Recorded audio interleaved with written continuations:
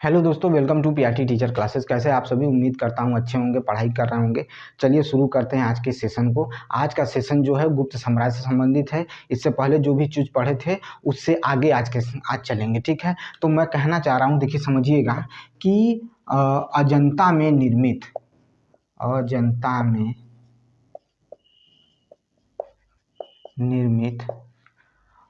29 गुफाओं में से 6 गुफाएं में से केवल 6 गुफाएं शेष हैं। केवल 6 गुफाएं क्या हैं? शेष हैं। 29 गुफाओं में से केवल 6 गुफाएं क्या हैं? शेष हैं। इन 6 गुफाओं में से गुफा संख्या 16 और 17 है। इन गुफाओं में से गुफा संख्या 16 व 17 गुफा संख्या 16 व 17 ही गुप्तकालीन है।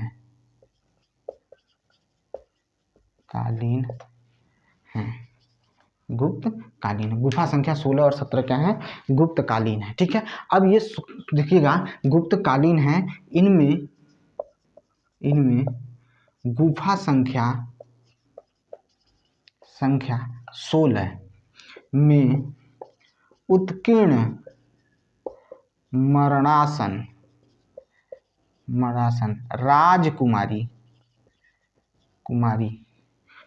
का चित्र प्रशंसनीय या प्रसिद्ध है। चित्र प्रसिद्ध है, ठीक है। इसका स्क्रीनशॉट लीजिए, इसको करिए फटाफट।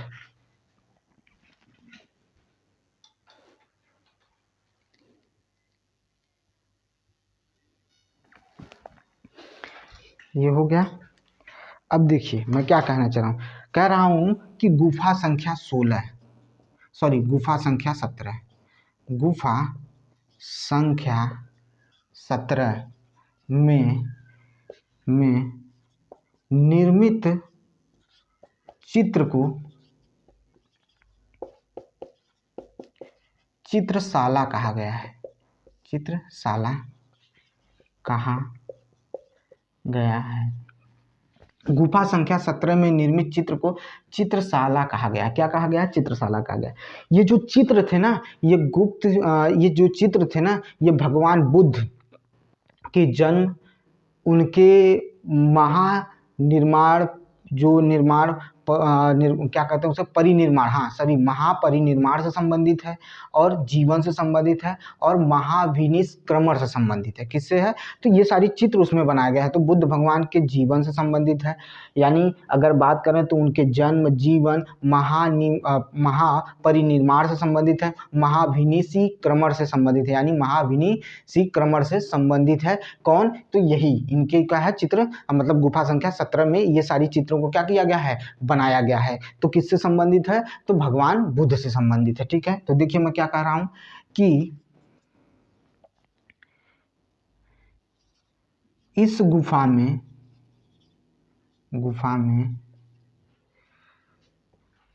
भगवान बुद्ध के जन्म, जीवन, ठीक है, महाविनिष्क्रमण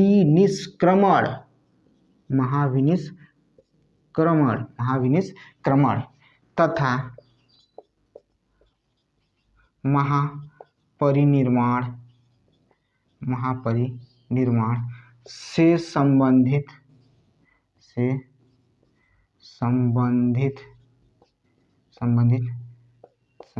चित्र उल्लेखित हैं। चित्र उल्लेखित है, ठीक है। समझ में आई बात? समझ में आई कि नहीं आई बात? ठीक है। चित्र उल्लेखित है महापरिनिर्माण से, ठीक है, महापरिनिर्माण से संबंधित है, ठीक है, महापरिनिर्माण से, ठीक है, महापरिनिर्माण से संबंधित है, ठीक है। यहाँ सॉरी, महापरिनिर्माण निर्माण से संबंधित है। ठीक है, ये चीज़ आपको देखने को मिलेगा। ये चीज़ हो गया अजंता की 29 गुफाओं में से 16 और 17 जो था 16 जो था उत्कीर्ण, ठीक है, उत्कीर्ण मरणासन, ठीक है, राजकुमारी का था। उसके बाद भगवान बुद्ध से संबंधित 17 में था। ठीक है, समझ में आई कि नहीं आई? अब देखिए जो अन्य गुफाएं थी, ठीक है, जो अन्य गुफाएं थी, ठीक है, वो उनके बारे में जान लीजिए। अच्छा, उससे पहले जान लीजिए कि जो ये गुफाएं थी ना, गुप्त काल में जो गुफाएं थी वो बौद्ध धर्म के महायान शाखा से संबंधित थी। ठीक है, अजंता की गुफाओं जो गुफाएं थी वो बौद्ध धर्म की थी, या बौद्ध धर्म से संबंधित जो अजंता की गुफाएं थी वो किससे संबंधित थी? तो बुद्ध धर्म के यानी बौद्ध धर्म के महायान से संबंधित थी। किससे संबंधित थी? महायान से संबंधित थी। ठीक है, चलिए मैं उसको भी लिख देता हूँ। मैं क्या कह रहा हूँ समझिएगा। मैं कह रहा हूँ कि अजंता की गुफाएं, अजंता की गुफाएं जिनमें भगवान बुद्ध से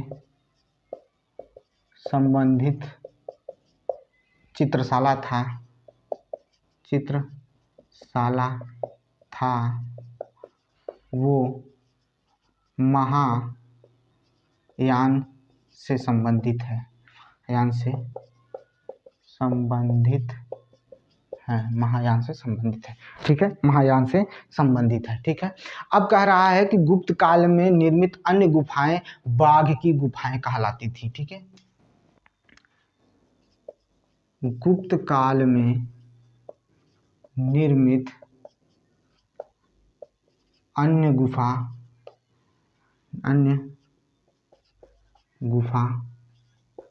बाघ की गुफा है, बाघ की गुफा है। अन्य गुफा जो गुप्त काल में निर्मित अन्य गुफा जो है वो बाघ की गुफा है, बाघ की गुफा। ठीक है, बाघ की गुफा कहाँ है? तो धार मध्य प्रदेश जिले में विंध्य पर्वत को काटकर बनाया गया था। यह गुफा धार मध्य प्रदेश की धार, यह गुफा धार मध्य प्रदेश की विंध्य पर्वत को काट कर बनाई गई थी। ठीक है, मध्य, ठीक है, काट कर बनाई गई थी। किसको काट कर बनाई गई थी? तो विंध्य पर्वत को काट कर बनाई गई थी। कौन सी गुफा? यह गुफा धार के मध्य प्रदेश की विंध्य पर्वत को काट कर बनाई गई थी। ठीक है, समझ में आया कि नहीं यह? अब देखिए, सुनिएगा ध्यान से। अब चीजें देखिए, चंद्रगुप्त द्वितीय के समय में संस्कृत के प्रसिद्ध कवि कालिदास थे। कौन थे? कालिदास थे। तो चंद्रगुप्त द्वितीय के समय, चंद्रगुप्त द्वितीय के समय संस्कृत के प्रसिद्ध कवि कालिदास थे। ठीक है, कौन थे? कालिदास थे। स्क्रीनशॉट लीजिए भैया।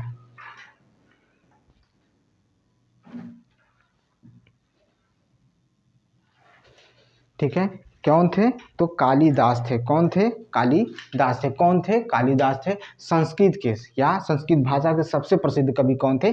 कालिदास थे। कब थे? चंद्रगुप्त द्वितीय के समय थे।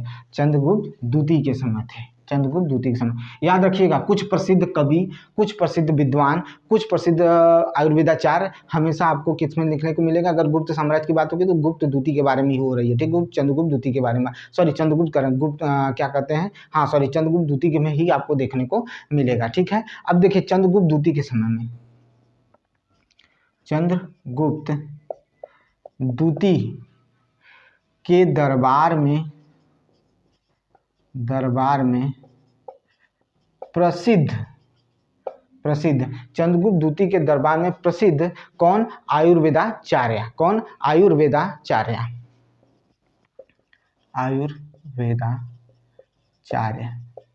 आयुर्वेदाचार्य। कह रहा चंद्रगुप्त द्वितीय के दरबार में प्रसिद्ध आयुर्वेदाचार्य कौन थे? धन्वंतरी थे भैया। कौन थे? धन्वंतरी थे। कौन थे? धन्वंतरी थे। ठीक है, धन्वंतरी थे। कौन थे?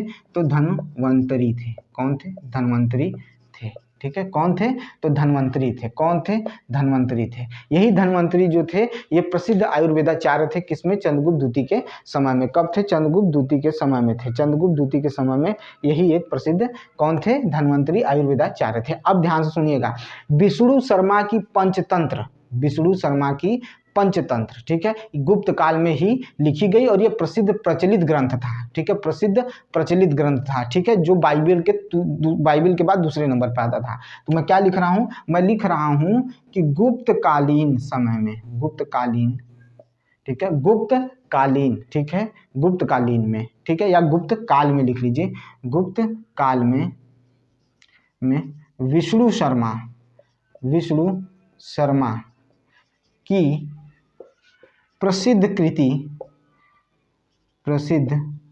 विष्णु शर्मा की प्रसिद्ध कृति लिखिए, या कृति भी लिख सकते हैं या ग्रंथ भी लिख सकते हैं। प्रसिद्ध कृति कौन था? तो पंचतंत्र था। पंचतंत्र क्या था?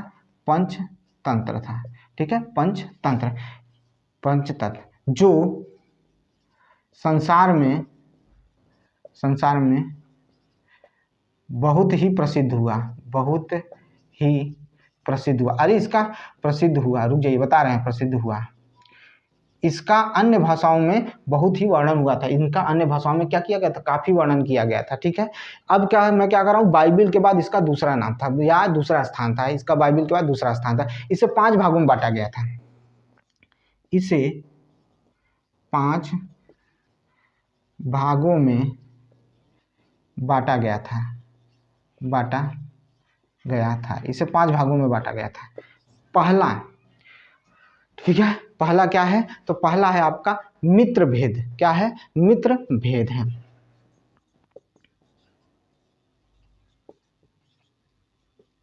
मित्र भेद पहला क्या है? मित्र भेद है। पहला क्या है? मित्र भेद है। ठीक है, पहला क्या है? मित्र। दूसरा मित्र लाभ है। दूसरा क्या है? मित्र लाभ है। ठीक है, दूसरा क्या है? मित्र लाभ है। दूसरा क्या है? मित्र लाभ है। तीसरा क्या है? तीसरा क्या है? तीसरा आपका क्या है? तो संधि विग्रह है। तीसरा क्या है? संधि विग्रह। संधि विग्रह है। संधि विग्रह है। चौथा क्या है? चौथा क्या है? चौथा क्या है बताइए भाई? लब्ध प्रणास है। क्या है? लब्ध प्रणास। लब्ध प्रणास। लब्ध प्रणास है। लब्ध प्रणास है। कौन है? लब्ध प्रणास है। क्या है? लब्ध प्रणास है। फिर क्या है? अपरिच्छाकारित्व है। क्या है? अपरिच्छाकारित्व। पांचवा है अपरिच्छाकारित्व।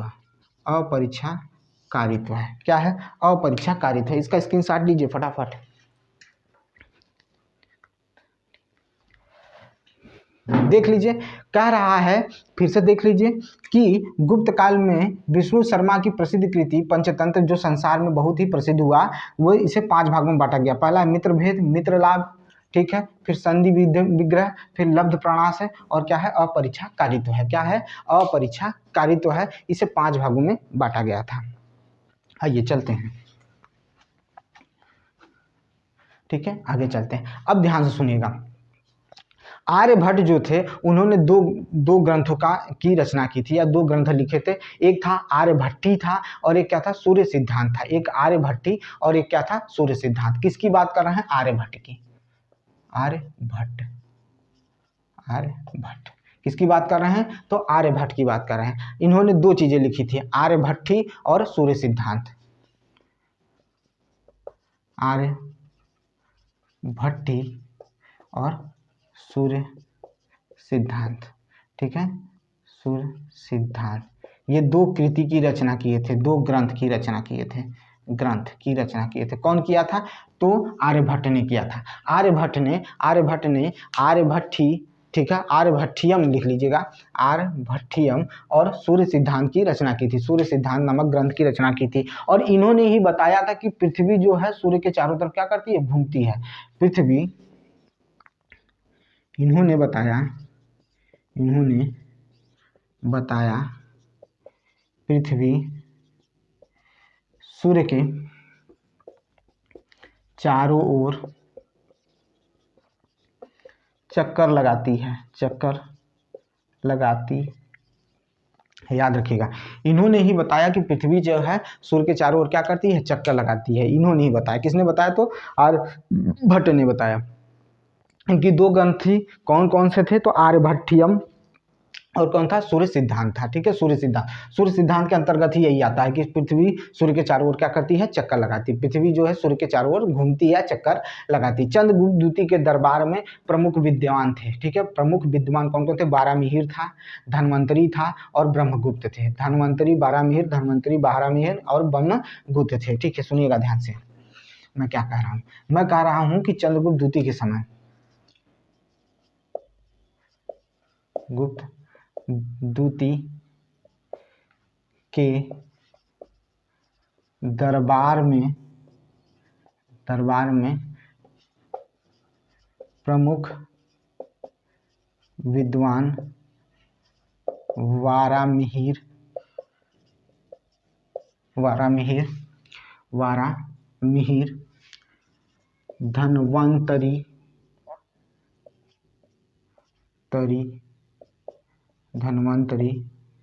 धन्वंतरी तथा, देखिए मैं क्या कर रहा हूं, फिर से लिख देता हूं, धन्वंतरी। ठीक है, धन्वंतरी थे, वारामिहिर थे और कौन थे? ब्रह्मगुप्त थे। कौन थे? ब्रह्मगुप्त। ठीक है, ब्रह्मगुप्त थे। कौन थे? ये प्रमुख विद्वान थे, बारामिहिर, धन्वंतरी। ठीक है, और कौन थे? तो ब्रह्मगुप्त थे। कौन थे? ब्रह्मगुप्त थे। ठीक है, इसी समय में पुराणों को वर्तमान रूप में इनकी क्या की गई? रचना की गई। पुराणों की वर्तमान रूप में क्या की गई? रचना की गई। अब गुप्त राज के, ठीक है, गुप्त राजाओं का शासकीय भाषा संस्कृत थी। गुप्त शासकों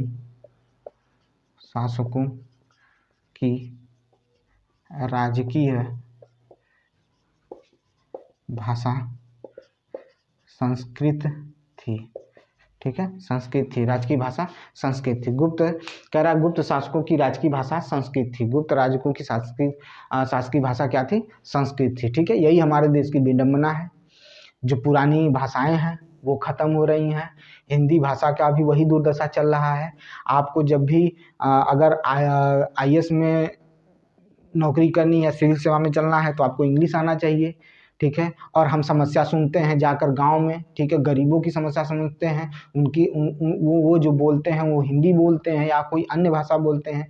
हम उनकी बातों को सुन तो लेते हैं लेकिन उस स्तर तक समझ नहीं पाते हैं। चीज़ें यही देखने को मिलती हैं। हम यही देख लीजिए, मैं किसी की बड़ाई नहीं कर रहा हूँ, चीन अपनी सारी चीज़ें चाइनीज भाषा में करता है, इंग्लिश को कोई तवज्जो नहीं देता। लेकिन हमारे यहाँ देख लीजिए तो सारी चीज़ें, देखिए यही सारी चीज़ें हैं, इनको हमें समझना चाहिए। और आज नहीं कल, ठीक है, ये चीज़ें हमें क्या कर रही है? अपनी भाषाओं से या अपनी मातृभाषाओं से क्या कर रही है? दूर ले जा रही है। ठीक है, ये चीज़ हो गया। ठीक है, अब देखिए कह रहा कि गुप्त शासकों की शासकीय भाषा क्या थी? संस्कृत थी। ठीक है, गुप्त काल में चांदी के, ठीक है, जो सिक्के थे उनको क्या कहा जाता था? रुपया कहा जाता था। ठीक है, गुप्त काल में चांदी के सिक्कों को रुपया कहा जाता था। ठीक है, क्या कहा जाता था? रुपये का कहा जाता था। ठीक है, क्या कह रहा है? गुप्त काल में चांदी के सिक्कों को रुपये का कहा जाता था। क्या कहा जाता था? रुपये का कहा जाता था। ठीक है, समझ में आई बात की नहीं आई? ठीक है, अब देखिएगा ध्यान से, पहले इसका स्क्रीनशॉट ले लीजिए।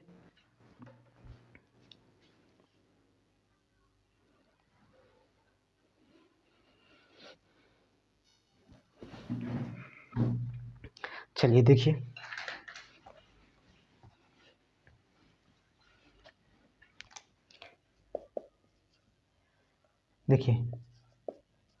याज्ञवल्क्य, नारद, कृत्यायन, याज्ञवल्क्य, नारद, कृत्यायन और किसकी? बृहस्पति जैसी स्मृतियों की रचना कब की गई थी? तो गुप्त काल के शासन में की गई थी। ठीक है, गुप्त काल के शासन में की गई थी। क्या की गई थी?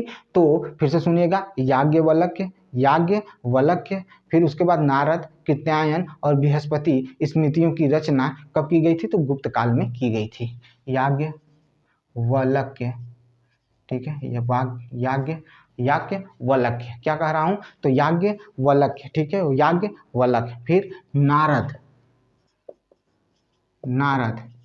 फिर कृत्यायन व बृहस्पति जैसी स्मृतियों की रचना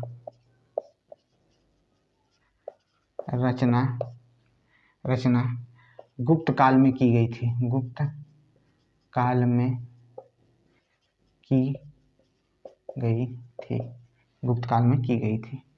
गुप्त काल में की गई थी, ठीक है, गुप्त काल में की गई थी, ठीक है, गुप्त काल में की गई थी। किसकी किसकी? तो याज्ञवल्क्य, नारद, कृत्यायन और बृहस्पति की रचना कब की गई थी? तो गुप्त काल में ही की गई थी। कब की गई थी? गुप्त काल में ही की गई थी, ठीक है। मंदिर बनाने की कला गुप्त काल में ही जन्म ली थी।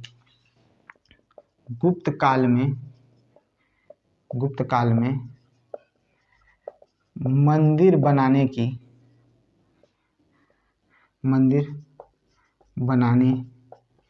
की कला जन्म ली थी। कला जन्म ली थी, ठीक है। करा गुप्त काल में मंदिर बनाने की कला जन्म ली थी, ठीक है, यानी गुप्त काल में ही मंदिर बनाने की कला का क्या हुआ था? जन्म हुआ था, ठीक है। त्रिमूर्ति की अवधारणा का विकास भी गुप्त काल में हुआ था। त्रिमूर्ति की अवधारणा का विकास गुप्त काल में हुआ। त्रिमूर्ति की अवधारणा का विकास कब हुआ था? तो गुप्त काल में हुआ था। त्रिमूर्ति की अवधारणा का विकास गुप्त काल में हुआ था, ठीक है। मैक्सिमम कहा जाता है कि अगर बात करें कि भास के 13 नाटकों का जो वर्णन या कहा जाए कि जो लिखे गए थे, ठीक है, वो कब लिखे गए थे? तो गुप्त काल में ही लिखे गए थे, ठीक है। कब लिखे गए थे? गुप्त काल में ही लिखे गए थे। कब लिखे गए थे? तो गुप्त। भास के 13 नाटक इसी काल के थे। देखिए मैं क्या कह रहा हूं, भास के 13 नाटक इसी काल के थे, ठीक है, इसी काल के थे। भास के 13 नाटक इसी काल के थे, ठीक है। अब देखिएगा, मैं सबके बारे में कुछ जो ऐसे नाटक हैं जो बहुत ही फेमस हैं, ठीक है, उनके बारे में भी बताना बहुत जरूरी है, ठीक है। देखिए एक था शूद्रक, क्या था? शूद्रक का लिखा हुआ, ठीक है, पहले इसका स्क्रीनशॉट ले लीजिए। अच्छा,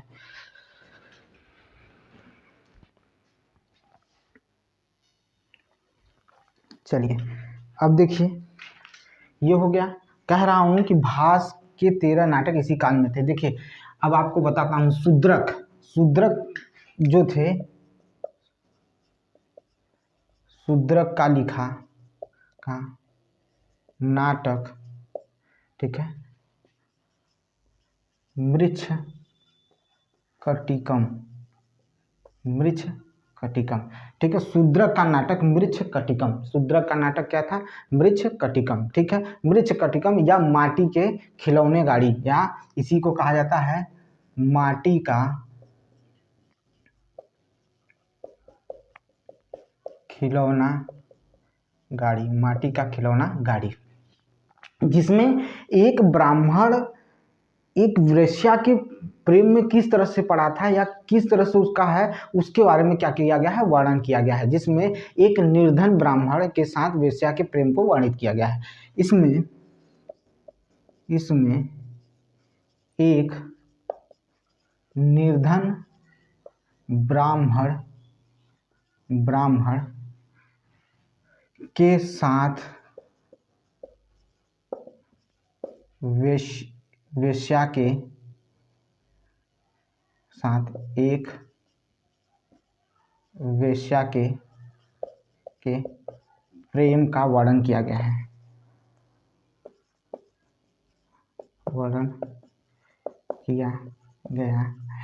ठीक है। एक निर्धन ब्राह्मण थे और वो किस तरह से वेश्या के प्रेम में पड़े थे, उसका वर्णन इसमें किया गया। किसमें? किसकी बात कर रहे हैं? मृच्छ कटिकम, यानी माटी के खिलौने गाड़ी में। अब पूछ लेगा, क्वेश्चन ये बनेगा कि बताइए भैया कि माटी का खिलौना गाड़ी जो है वो किसकी कृति है या किसका नाटक है, तो शूद्रक का नाटक है। ठीक है, याद रखिएगा, इसमें निर्धन ब्राह्मण है, उन्हीं के बारे में कहा गया। अब इसी के साथ कहते हैं कि कालिदास की कृति थी अभिज्ञान शाकुंतलम, जिसमें राजा दुष्यंत और शकुंतला के प्रेम की कथा है, कालिदास की। कालिदास की रचना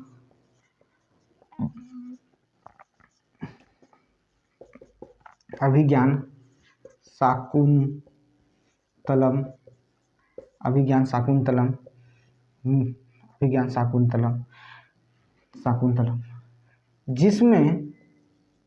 जिसमें राजा दुष्यंत, राजा दुष्यंत किसकी बात कर रहे हैं, तो राजा दुष्यंत की बात कर रहे हैं। और किसकी बात कर रहे हैं, तो शकुंतला की प्रेम कथा का वर्णन है, तथा शकुंतला के प्रेम कथा का वर्णन है। शकुंतला के प्रेम कथा का क्या किया गया है, वर्णन किया गया है। ऐसी ही दूसरी रचना थी क्या, भगवद गीता। इसी तरह से दूसरी रचना थी भगवद गीता। ये सारी चीजें हो गई। अब जानते हैं स्वर्ण युग क्यों कहा गया। स्वर्ण युग मैंने शुरू में ही गुप्त काल के बारे में लिख दिया था कि स्वर्ण युग कहा गया। क्यों कहा गया, क्योंकि संस्कृति की इतनी उपलब्धियां पाई गई चंद्रगुप्त साम्राज्य में या चंद्रगुप्त काल में कि इसे क्या कहा गया, स्वर्ण गुप्त कहा गया। कह रहा हूं सांस्कृतिक उपलब्धियों के कारण। किसकी उपलब्धियों के कारण, तो सांस्कृतिक उपलब्धियों के कारण, उपलब्धियों के कारण गुप्त काल को स्वर्ण युग कहा गया। ठीक है, स्क्रीनशॉट लीजिए।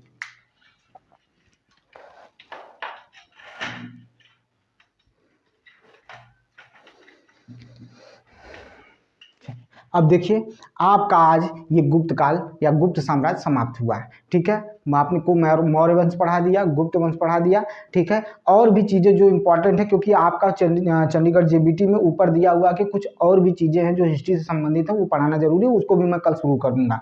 दूसरी चीज़ देखिए, ये दौर जो है ये बीत जाएगा। ठीक है, और बीत जाएगा तो खाली पछतावा रहेगा। तो पछताने से अच्छा है कि इस दौर में मेहनत कर लीजिए।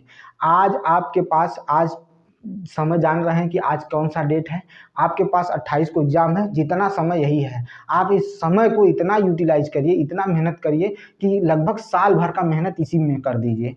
और इतना कर लीजिए ना कि आपका कंफर्म हो जाए एक सीट। ठीक है, मेहनत करते रहिए, जितना मेहनत करिए कि आप एक इतिहास लिख दीजिए। ठीक है, रही बात दूसरी चीज़ें, आप चीज़ों को इस तरह से लीजिए कि कल जो आज जो आपको पूछ नहीं रहे हैं, आज जो आपके साथ खड़े नहीं हैं, कल वो आपसे बोलने के लिए तरसे हैं। ठीक है, तो मेहनत करते रहिएगा, मैं आपके साथ हूँ। ठीक है, और आपके जो भी कमेंट होंगे, जो भी चीज़ें होंगी, मैं उसको बहुत ही सीरियस लेता हूँ, मैं उस पर काम करता हूँ। ठीक है, तो आपसे यही कहूँगा कि आप सिर्फ मेहनत करिए। जो समस्याएं हैं मेरे कमेंट बॉक्स में लिखिए, जो भी टॉपिक आपको नहीं समझ में आता उसको लिखिए, मैं उसको पढ़ा दूंगा। ठीक है, और इसी के साथ मिलते हैं नेक्स्ट वीडियो में। मेरे वीडियो को लाइक करिए, शेयर करिए, सब्सक्राइब करिए मेरे चैनल को, बेल आइकन जरूर दबाइएगा। बहुत बहुत धन्यवाद।